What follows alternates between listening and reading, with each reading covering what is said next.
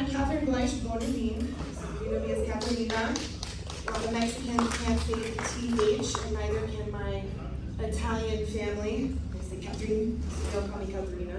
So you may hear Cat, Caterina, Cat, Catherine, last name Bleish. I am blown away by listening to John speak because I love the words he says. He's my ex-husband. We've got 2 children together.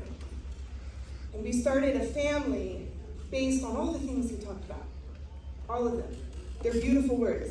They're fantastic words. I love everything you said, John, and I agree with everything you said. What I don't understand is why the coercive use of the state has been executed in the dynamic between the 2 of us, forcing our children who are free, who are sovereign, who are so precious and dear and have the most amazing, fantastic liberty life that many of you saw formed online, on the internet, over years of our joint activism, are now in public school. And if I don't deliver them to that school, I go to jail because it was your choice. So how is it that a community that talks the talk can have people stand up in front of you talking and talking and talking without walking the walk? I don't understand it. The title of my presentation today, when it comes up, is Freedom Sells, S-E-L-L-S, because I believe that liberty has been put on the market for sale. I believe that true fundamental liberty is an action, it is a behavior, it is embodied. It is not something we sell. It is not something we only talk about. It is something we do. And if we want freedom in our lifetime, it is really, really, really important that we learn how to hold our own community accountable. Because we have worked so hard to hold the powers that be accountable. John talked about a lot of our activism. We were rallying against the state. We were testifying.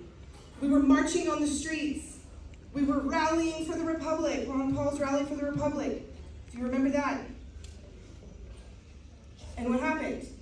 We created this amazing movement. But human nature has the tendency to centralize, and our community also has that tendency. You see it through the centralized exchanges in the crypto community where people lose millions of dollars. They lose access to their crypto. I keep hearing the word self-custody this weekend, and I actually haven't heard that phrase before. If I had, it didn't sync with me as it has this weekend. Self-custody, when it comes to cryptocurrency, it's fantastic. I love those words, and I think it applies to more than just cryptocurrency. It applies to every aspect of our lives. We must have self-custody over the food that we eat, over all of the institutions, big and small, that we participate in. I'm not here to attack John. Too late. I'm not attacking you. Speaking the truth is not an attack. I can go to jail if I don't deliver my children to the public school he enrolled them in. Last week, a child threatened to bring a gun and shoot my daughter. And that man was upset with me for wanting the boy removed from the classroom after the sheriff determined it was a false threat. Okay, this is real. Corruption exists in our own communities, and accountability is really important. What you see on this cover to my presentation, Freedom Sells, you see an image from the Ron Paul Revolution, the grassroots. Ernie Hancock, he coined that logo, the Levolution, with it backward. This was grassroots. We were hanging banners on overpasses. We were handing out flyers. I got spit on by people in liberal California, where I lived when I first got involved with the Ron Paul campaign. It was really hardcore. But we did it willingly, and we did it happily, and we had a lot of fun. In the middle, you see Monero. I think it's really important for the crypto community, as you'll see later in my presentation. It is a really easy place for conmen and predators to be attracted to for 2 reasons. 1, freedom. When we believe in freedom, truly in our hearts, we don't want to be coercive with other people, and we're going to let you do what you want to do, and we're going to let you live the life life that you want to live. I want to homeschool my children. I don't have that freedom anymore. It was taken from me coercively. And what you see right here is a picture. This is from the intentional community where I live, where mine and John's children spend half their time, where they were educated for 2.5 years. This community is 55 years old. This is not a startup. There is no one person in charge. It is run by a nonprofit with a board of directors, rotating leadership. And accountability takes place in this community. I've seen people kicked out. I've seen people asked to leave. Because when people become toxic, violent, aggressive, corrupt, they don't have a place at Greenbrier. And what I want to know is, why do they have a place in the Liberty community? Why? There are so many examples of people taking advantage of others. And why are they not held accountable? There's people at this event who told me they don't want to be involved with my situation because John does so much for Liberty. Well, what about our children? What about my daughter who is in public school now? Not today because it's Sunday, but tomorrow she will be. She likes it. She does not. She asked David Rodriguez when he was speaking at your conference for help getting out of the school, and you know that. Guys, this is not productive to what Monerotopia It is all about. productive. It is really But important. you got to that keep we it talk focused about on your accountability. topics and not, This is the topic. an argument between you and John Bush. I don't need to talk It's about probably it. best he doesn't heckle from the audience. Exactly. The Ron Paul Revolution was a grassroots movement. It was decentralized. It was beautiful. And it was so much fun to be a part of.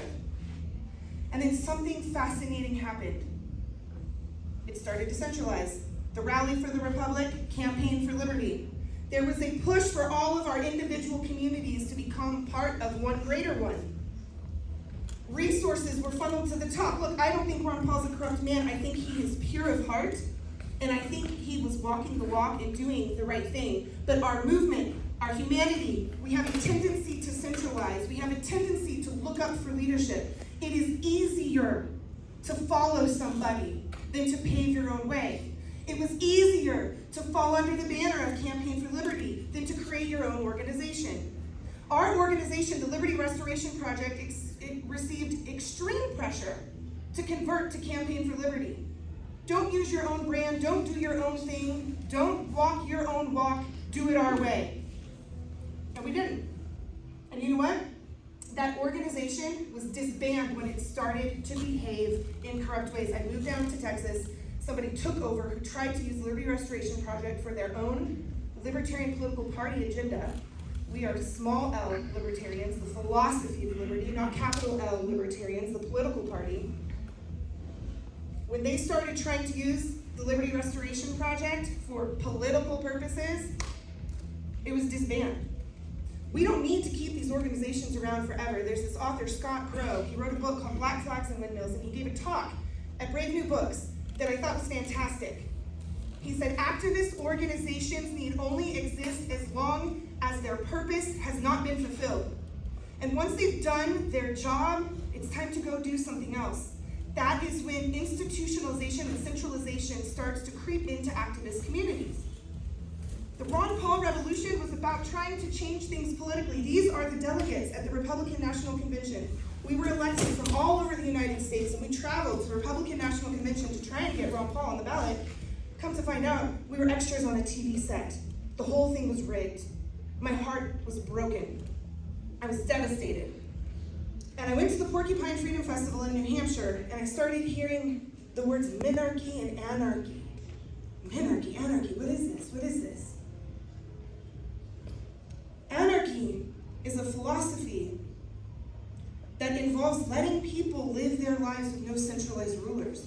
It is non-coercion. Often anarchy is associated with violence, but that's not anarchy, that's violence. True philosophical anarchy involves no coercion, no ruling over other people. If you're breaking windows, if you're swinging fists, that's coercion, that's violence. That is being a ruler over another person. If you are wielding the state through the family court, that is coercion. That is statism. That is not freedom, that is not anarchy. 34.5 million raised by the Ron Paul 2008 campaign, 41 million raised by the Ron Paul 2012 campaign, 26.5 million raised by Campaign for Liberty, and Ron Paul's current speaker fee is $50,000. Freedom sells. I mean it when I say it. There is a lot of money in talking about freedom. I think the Ron Paul campaign did really good things. It lit a fire for a lot of people. And a lot of people carried on. And this moved into the police accountability movements. This moved into the alternative currency communities, like cryptocurrencies. A lot of us are OG Ron Paul people, and I'm super grateful for this. In this picture, this is me and Adam Kokesh. We are at Jekyll Island. Has anyone read The Creature from Jekyll Island? Okay, Giorgio Griffin was there with us. If you look closely, this is before like good camera phones, okay? This is in 2009. Can anyone tell what that flag is up on top of the Jekyll Island Hotel there? This is where our most recent centralized bank was created, and a group of us snuck up on top and hung the Gadsden flag. So that is a Gadsden flag flying on top of the Jekyll Island Club. And we were there talking about how to correct things that had gotten so out of whack. This is post Ron Paul 2008, this is 2009. And what we decided was we were gonna have a Continental Congress, and we elected delegates from all over the country to come together and create accountability. This was our attempt at accountability. And this is what I'm talking about today, is accountability. This is where I met John. And we were thinking that we would write this document, kind of like the Declaration of Independence, right? And this would be the document that would save our current country and our current culture. And there were a few of us that were younger. John and I, Schaefer Cox from Alaska, I've got a picture of him coming up. He ended up spending over 10 years in jail for a crime he did not commit. And he was later let out on appeal, but he already spent over a decade of his life in jail. And all the activism that he was involved with was put to a complete halt. And this is because an FBI agent had infiltrated his community. And I am telling you, if you know anything about the history of the FBI and other coercive institutions, they exist in our communities. Jeff was like, where's the CIA agent when he gave his talk on Thursday? The reality is, these people hide in plain sight.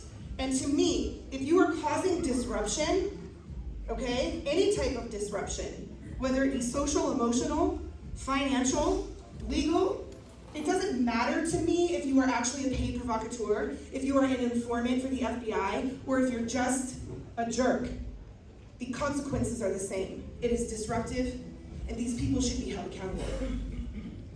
So I know for certain that I have been monitored, because as John said, our names have shown up, listed in different documents.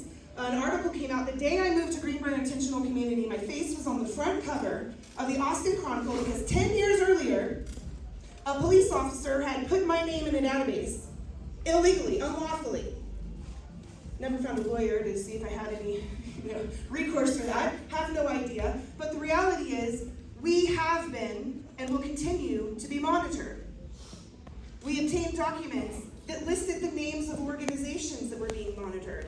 The pirate radio station that was playing in Brave New Books was listed. Brave New Books was listed. The guy who ran the pirate radio station was listed. We have been, we will be being watched, and this is why we have to be pure in action, not just in word, not just in thought. We have to be pure in action, because it is where we screw up, we ruin it for the whole community. We ruin it for the whole community. We have to be walking the walk. We have to be leading by example. This is of critical importance. This trend towards centralization seems inevitable. Some people will always be more motivated than others to seize power and control, and they will be able to do so because the rest of us like convenience and simplicity. This is just the reality.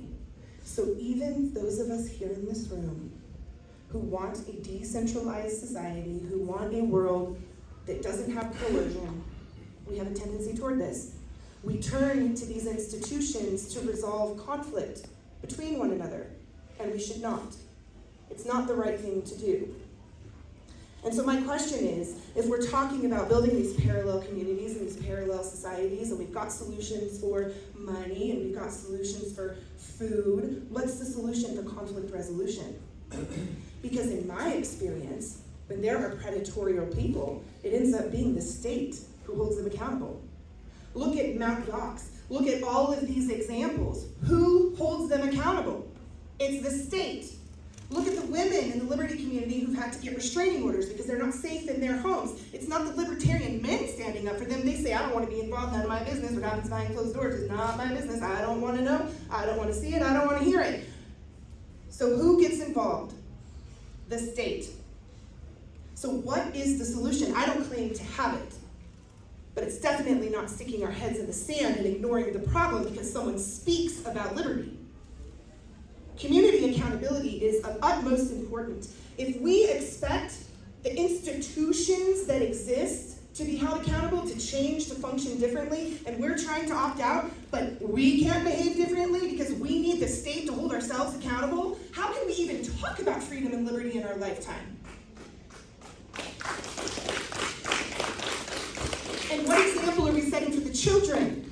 To be up on stage talking about decentralizing our life, about building parallel communities when they know that mom and dad are fighting in court. It doesn't make sense. Accountability helps to prevent exploitation. Accountability helps to deter harmful behavior. I've seen it work. Sometimes it's just calling it out in public, which is what I'm doing today. And I want you to know that this is an act of bravery for me. I've never stood in front of John before and talked about this in a public setting, so thank you for bearing witness, because this has been a painful experience for me. I believed all the words he said, all of them, for years. And when he started talking about statism in public schools, I told the guardian ad litem and I told the lawyers he's bluffing, he doesn't believe in this. That's not true. I was in denial. And if we walk in denial, we end up in dangerous situations. Decentralized communities often lack hierarchical systems to enforce rules, making accountability systems critical for conflict resolution. We need systems of accountability. It is necessary, especially when both freedom and money are coupled together, as they are in the cryptocurrency community. You can lose a lot. You can lose a lot. And of course, liberty requires eternal diligence, vigilance. You have to function with awareness. You have to do your research. But this is also why we have to have these conversations. And we have to talk about our personal experiences, because if you are not sharing what you have been through, others can go through it too. And what I'm finding as I start to share my story, people are coming to me sharing theirs. And in doing so, we are finding each other, and we are starting to talk about what are the solutions here for this piece that is missing and so desperately needed within our community. That's accountability. This is Schaefer Cox. Spent over a decade in jail for a crime he did not commit. He was let out on appeal. I met him at the Continental Congress of 2009. I wrote him letters the whole time he was in jail. He's a good man. He's out. He doesn't want to be involved in the Liberty Movement anymore. The Liberty Movement couldn't help him. Liberty Movement got him in trouble, and all he did was talk. He talked and he talked and he talked, and when the news came out about these false accusations for crimes he did not commit, acts of violence, a man preaching about peace, the Liberty Movement essentially turned their backs on him because they believed the mainstream media over him. Well, eventually the courts caught up with the rhetoric and the FBI provocateurs that were around him. If you have people in your life advocating for violence, they are likely a provocateur of some sort. Be warned. Stay away from those people and call it out immediately. When I hear people say something about violence, if I am in a room, in a public setting, in the audience, I call it out immediately because I don't want to be associated with that. I don't want an audio recording to be played in some courtroom someday where I am not speaking out against it, because that is not liberty and that is not freedom, and that should not be welcome in our communities. And Schaefer was surrounded by FBI provocateurs who were instigating violence. And you know what the judge said? His reasons for saying no weren't good enough, and he'll eventually do it. And that was why he ended up in jail for conspiracy. Okay? Decentralized communities often form around shared values such as autonomy, sovereignty, or sustainability. And accountability helps to ensure that members' actions align with those principles, preserving the community's integrity. How can we ask others to join our community when we lack integrity? When there's no consistency between the words and the actions, we need both. Freedom is not a commodity that should be for sale. It It is a lifestyle that should be lived. And until we can live it in full integrity with our values, we shouldn't be out promoting it, in my opinion. The absence of accountability. In the absence of accountability, decentralized communities risk fragmentation or collapse. Transparent processes and shared responsibility create a stable foundation for long-term growth and adaptation. We need accountability. It is a requirement. Without it, absolute chaos ensues. I'm going to talk about this later, but we all learned that if you have watched The Anarchist on HBO. That's Anarchapulco, 2019, 2018, no accountability. That is a community with no accountability running rampant. That's what a lack of accountability looks like, and it results in very, very bad things. And in that example, multiple people died. Many cults and alternative institutions start with a foundation of freedom or personal sovereignty and descended into coercive control, fraud, and exploitation, or even worse. The reality is, a lot of people get wrapped up in rhetoric and they join movements or communities that end up causing them or their family or others harm. This is not new. This has gone on for a very long time. I'm going to give just a couple examples. The People's Temple, Jim Jones, their foundational principle, equity and racial harmony. Over time, it evolved into a highly controlled cult that culminated in the mass suicide of over 900 people. Words are powerful. You can get people to do a lot of things with your words. Osho, I do a lot of his meditations. He started a cult. Founding principle, individual freedom and spiritual enlightenment. The group became notorious for criminal activities, including bioterrorism and fraud during their time in Oregon in the 1980s. There's a documentary about this on Netflix. I've been going down a cult and true crime rabbit hole on Max and HBO and Netflix. It's absolutely fascinating. And what you find they all have in common is that in the beginning, people are speaking words that sound so wonderful. And they're providing solutions that actually provide benefit in your life, and they get you hooked. Because feeling free, it's like a high, man. It feels really good, and once you get a little taste, you want more. And when there's someone dishing it to you with beautiful words, and they're serving it up on a beautiful plate, you want more, and you'll pay for it. If you heard of the Nexium cult, this one was fascinating. Watched multiple episode documentary on this one. And the methods that he was teaching, they're awesome. I like them. I see how they were improving people's lives. And a lot of these people, they're talking about, sovereignty, autonomy. And yet behind closed doors, they're engaged in coercive control. Has anyone here heard that term, coercive control? This is a newer term that I actually learned through the domestic violence community. Coercive control is when anybody is using fear, intimidation, threats, or actual violence to get you to do something that you would not otherwise do. This happens in romantic relationships, it can happen between siblings, it can happen between parent-child, it can happen in a school with a teacher, it can happen with politicians. We've kind of been raised in a culture of coercive control. And this is when the parent hits the child. This is coercive control. And so these examples that I'm giving, I actually have like 12 more, and I just took it down to 3. There's so many. Just go down the rabbit hole. They all have positive beginnings. Many of these organizations begin with ideals that resonate with people seeking freedom, self-improvement, or spiritual growth. Power dynamics over time, charismatic leadership, and lack of accountability often lead to authoritarian structures. Control versus freedom.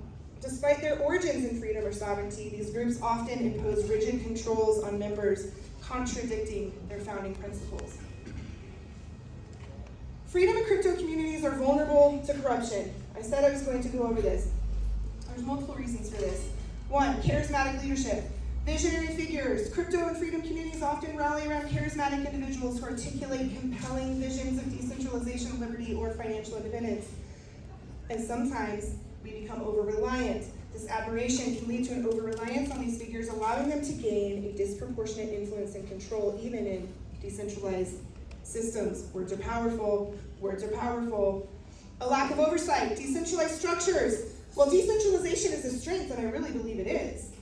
It can also mean there's no clear accountability. Without centralized checks and balances, bad actors can exploit the system. So how then do we solve this problem? Trust without verification. Communities often rely on trust, particularly in early stages, which can open the door to fraud or manipulation if the members don't critically evaluate leaders or systems. Are they just talking the talk or are they walking the walk? High stakes environment. I mentioned this earlier. Financial incentives. The potential for immense wealth in crypto projects creates opportunities for greed, scams, and corruptions.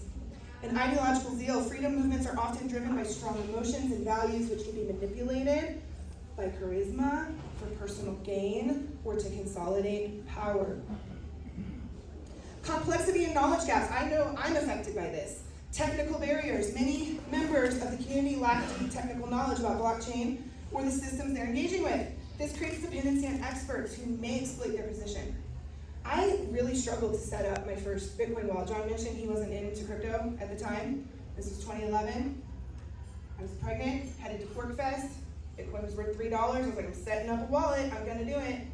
I ended up bartering a whole slaughtered chicken and met somebody at Brave New Books to help me set up my first Bitcoin wallet because I couldn't figure it out, right?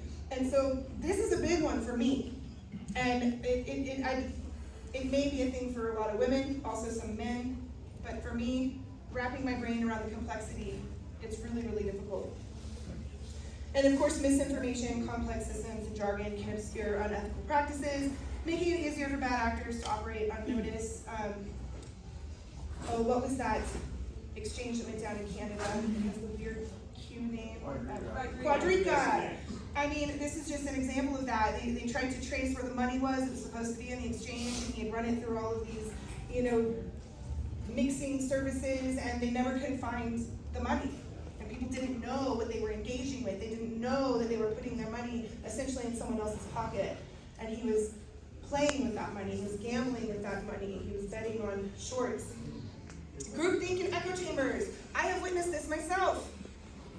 Us versus them mentality. Freedom communities often see themselves as opposed to mainstream systems fostering strong in-group loyalty and resistance to external criticism, which means when someone says, hey, I have a problem, I need help resolving this conflict, I don't want to be involved, I don't want to be involved, I don't want to be involved, not my place, not my business, I want nothing to do with it, because nobody wants to question their articulate, charismatic leaders. Blind loyalty. Members may dismiss legitimate concerns about their leaders or systems to protect the community from perceived threats, enabling corruption or authoritarian behavior. I am telling you from personal experience, it is better to take ownership of the problems, take accountability, and change the behavior than to cover it up and to allow it to persist. I'll talk about this later, but I watched Jeff Berwick with Monerotopia be held accountable by his community, and I saw his behavior change. I know that speaking about problems is how we solve them and build a stronger community. Ignoring them, hiding them, putting them under the rug, and allowing it to fester makes it worse. And that's when the state ends up getting involved in taking these charismatic leaders down, right? If we can hold our own accountable in the early stages and not allow things to escalate to this point, then we're leading by example.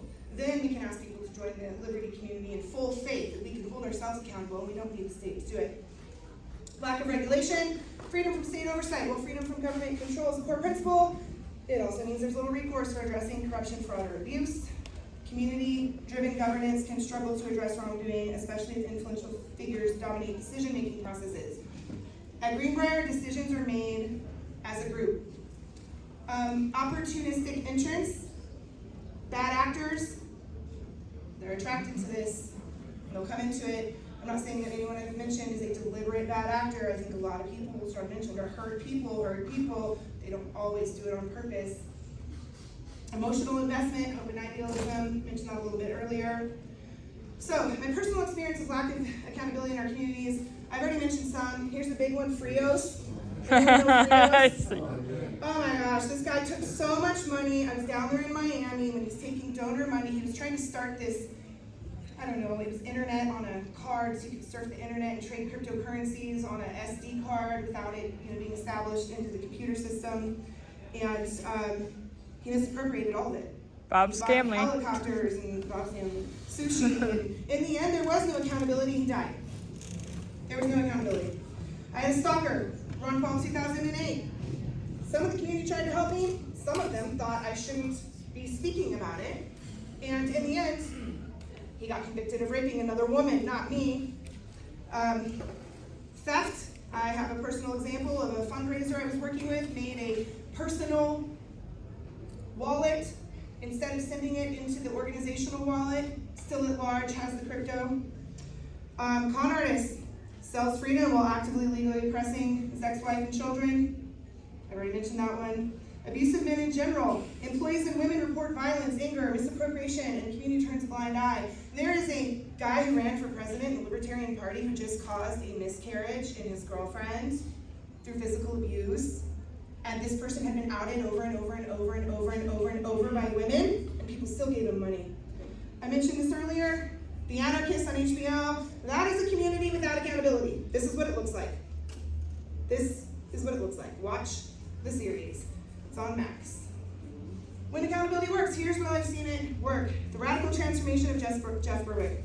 He was called out for the way he was treating women, and in 2021, on the Monerotopia stage, he stood on stage and he took accountability for it. And he apologized and he named names, and it was chilling.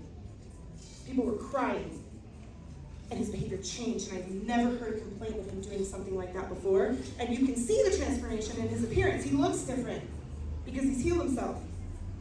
The radical transformation of Lily Miranda Forrester Webb. This is personal accountability right here. She's one of the stars of the Anarchists.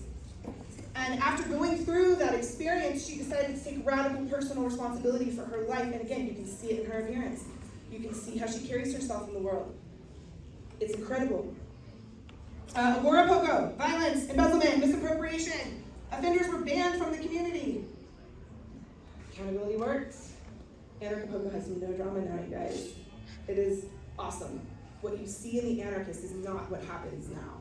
I like to say I put a dome of protection over Monerotopia, and I don't allow anybody who is corrupt in any way, shape, or form. In fact, there's a guy that wasn't able to speak here at Monerotopia a few years ago. I guess he got canceled, Chris Guy. We were talking to him about speaking at our conference, and when he didn't know that he was live on a Zoom with us, he was berating his assistant, yelling at her, just completely in a horrible way, and we're watching it live, and I'm like, yeah, never mind.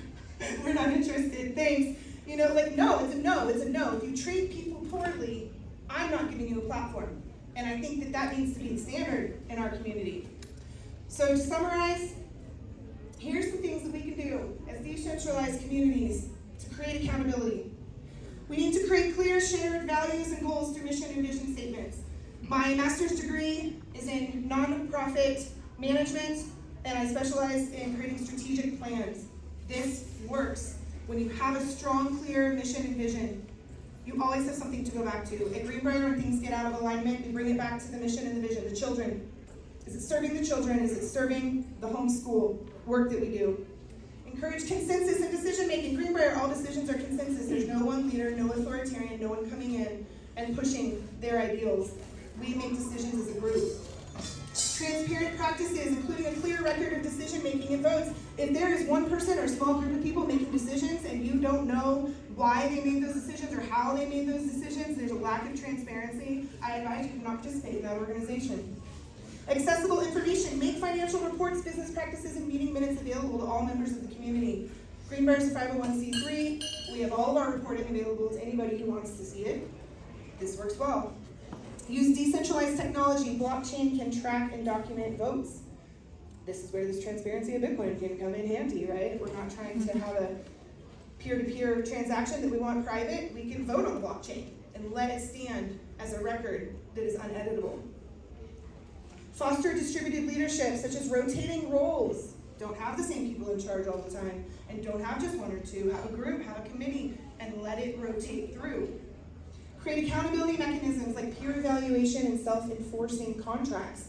I have found that conducting surveys in an organization where people rate and review their experience with other people, it has created radical differences in the way that people behave. I've seen it at Greenbrier. It's part of my strategic planning process that I do with any organization. Get feedback from the people you're working with. If they think you're a jerk, they're going to tell you in an anonymous survey, and it gives you the opportunity to change. And when you change, your community becomes more strong and more resilient, and you're actually able to be more successful. Create conflict resolution processes and do not allow conflict to fester unresolved. My challenge to the Freedom Cell community is this. What is the conflict resolution policy?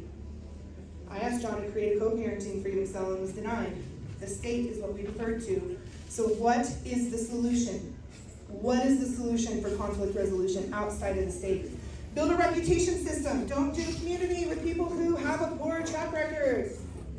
Talk about your experiences. Share it with other people. And in doing so, you may see that people change their behavior. My genuine hope is that John voluntarily goes to the state. He says, you know what, I screwed up. Kat and I are going to deal with this outside of the state. Let's resolve this peacefully. And I hope the community encourages him and helps us to find a solution that doesn't involve the state. I'll know he's changed when he goes to the state and he undoes what he's done. Manage resources collectively. Just a heads up that we're about 5 minutes over. Okay. Yeah, I gotta jump in here. All right, I got 2 more. I'll do them real quick and then we'll be done. Okay. Manage resources collectively, keeping centralized decision-making out of the hands of the few, and conduct regular audits, address any issues quickly and directly. I recommend annual or every 6 months, audit the money. All right, thank you guys. I appreciate you hearing my story and bearing witness.